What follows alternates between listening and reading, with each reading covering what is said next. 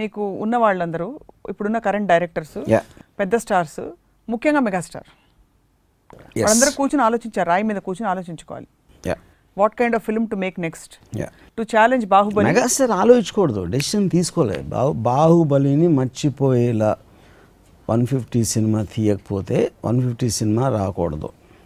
నేను ఒక ట్వీట్ పెట్టాను, 150 సినిమాని చాలా చాలా చాలా స్పెషల్గా తీసుకుని, అంటే స్టోరీ కాదు, story of course A cinema అన్నా స్టోరీ కావాలి, బాహుబలిలో కావాలి, లేకపోతే 3 కోట్ల సినిమాలో కూడా స్టోరీ కావాలి, అది పాయింట్ కాదు.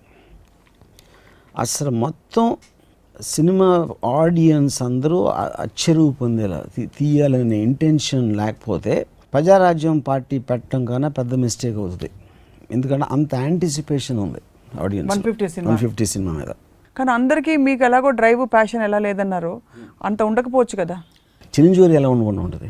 చిరంజీవి గారు ఇది most passionate person ever met. ఆయన గారు ఉండకుండా ఎలా ఉంటుంది? డెఫినెట్గా ఉంటుంది 100%. సో ఎవరో ఇప్పుడు కావాల్సింది ఒక ప్రొడ్యూసర్. ఆయన ఇనిషియేట్ చేసి ప్రొడ్యూసర్ ఎలాగో వస్తారు, ఎందుకంటే ఇందాక ఆల్రెడీ ప్రూవ్ అయిపోయింది కదా point.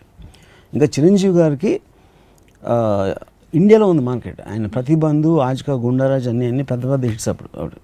But so everybody knows him. ఇప్పుడు ప్రొడ్యూసర్కి ఈ సినిమా ఇంకో చిన్న సింపుల్ ఎగ్జాంపుల్ ఇస్తాను.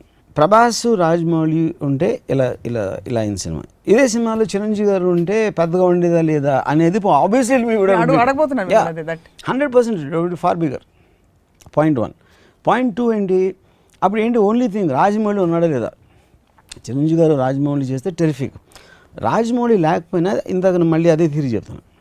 ఇంటెన్షన్ ఉన్నప్పుడు రాజమౌళి లాగా చేద్దామని నిజంగా కష్టపడితే మీరు 10% బెటర్గా తీయచ్చు, 10% తక్కువ తీయచ్చు, కానీ తీయకుండా ఉండలేరు అనేది మాత్రం నోబడీ ఈజ్ ఇండిస్పెన్సిబుల్.